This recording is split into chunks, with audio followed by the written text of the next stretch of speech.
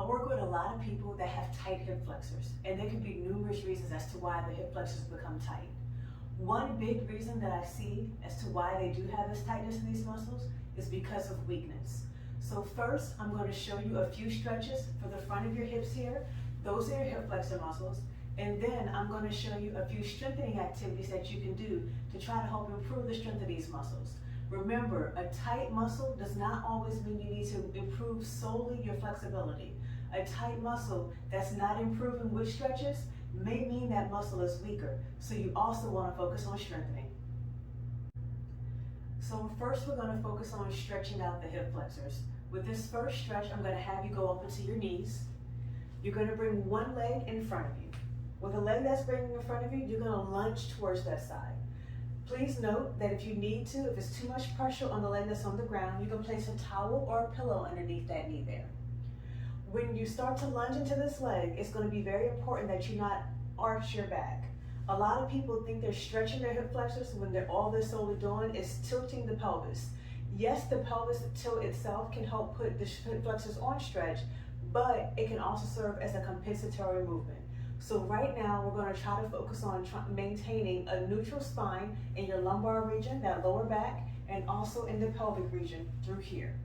So keeping that leg in front, you can bring your hands on your hips just to help you make sure you keep everything straight. I'm going to have you just lean forward a bit, and if you need to, depending on your flexibility, you may want to bring this front leg out even more. Good. And leaning forward. Now please notice I'm trying to keep my spine here a bit straighter. Yes, we naturally have that arch in our lower spine, in our lower lumbar spine there, but I don't want that to be accentuated, meaning I shouldn't be doing this here. Did you notice the difference? This is where I want to be. This is where I don't want to be. So even though I'm still getting that nice stretch in the front through here, I want to make sure I'm not putting too much strain on my low back as well. So once you feel this stretch here, in order to maintain and improve flexibility, you want to try to hold this for at least 30 seconds. Now, depending on your flexibility level, you may not be able to hold it initially for 30 seconds. So there are two different things you can do. One, of course, you can drop the time and work your way up to that, or you can even back off on some of that movement and then try to hold it for a bit longer. Either option is fine and work at your own tolerance. For this next stretch, I'm going to have you laying on your stomach. If it's too much pressure laying on your stomach for your back itself, you can also place a pillow right here underneath the lower tummy and also underneath your hips. That can help you maintain a more neutral spine in the lumbar region, meaning that you won't have too much of that arch through there. What I'm going to have you do is go all the way down flat. Once you're down flat, you're going to try to bring your heel towards your bottom. If you are able to grab a hold of your foot, great. If not, feel free to use a towel or a strap to help you do this stretch. Now, please know, we like to compensate for this stretch here. With this stretch, we either like to try to roll away from it or even attempt to kind of arch a little bit to get out of it. There's some people, they'll try to bring the leg out to the side so that way they actually get more hip flexion. When you're doing this stretch here, you may not feel it directly in front of your hips. However, you should feel it in front of your thigh. This stretch is stretching out your quadricep muscle, which crosses both the knee and the hip. So this is another good stretch for hip flexors as well. Same as before, you're going to hold this stretch for at least 30 seconds, if you're able to. If not, just as before, please work up your tolerance to that. So the last hip flexor stretch isn't really just a stretch. Instead, it's also a hip strengthening activity, but predominantly for your glutes. Your glute muscles are responsible for helping to extend your hips, so they do the opposite of what your hip flexors do. Because we're going to be activating your glutes and putting the hip in extension, we're naturally also going to be stretching out, even though it may be a light stretch, of your hip flexors. So in order to do this, I'm going to have you go onto your back with both knees bent. And once you are on your back with both knees bent, I really want you to focus on these muscles here, those glute muscles. You're going to use your glutes, you're going to push through your heels and really squeeze your glutes to lift your bottom up.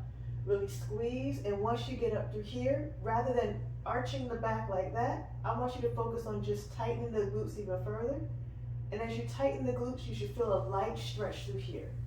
If you're very tight, the stretch itself may feel stronger. If you have a good amount of flexibility, you may not notice much of a stretch. In this position, you can start off first by just holding for 1 or 2 seconds and then coming down nice and slowly.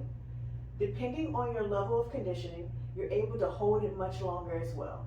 Same thing coming up, make sure you don't arch through the back, but just squeeze in the glutes just to push the hips up towards the ceiling and hold. Now that you've already covered a few things to do to help stretch out the hip flexors and improve your flexibility, let's focus on getting your hip flexors stronger as well. Remember, a muscle that's tight does not always need stretching. Sometimes that muscle is telling you it actually needs to be stronger. So now let's focus on some strengthening. I'm going to use an exercise ball to begin with the first strengthening exercise for your hip flexors. Let's have you go directly over the ball in an all-four position. Once you're in the all-fours position on your hands and knees, you're just going to lift up one leg. Let me turn to the side a bit. There we go. You're just going to lift up one leg and you're going to push the knee into the ball. Once you push that leg into the ball, I want you to hold for a count of 5, 4, 3, 2, 1, and then relax the leg down.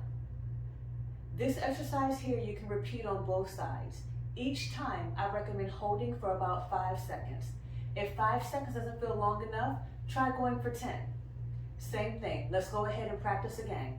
Picking one leg up, pushing into the ball, and holding for 5, 4, 3, 2, 1. Great.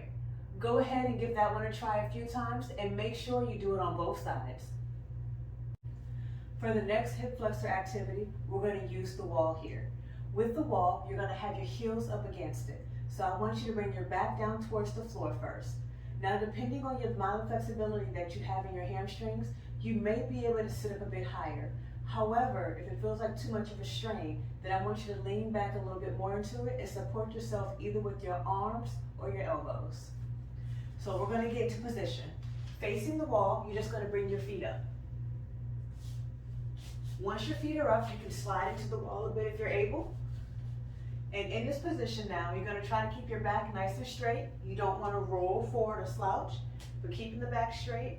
Now you're going to pick one leg up.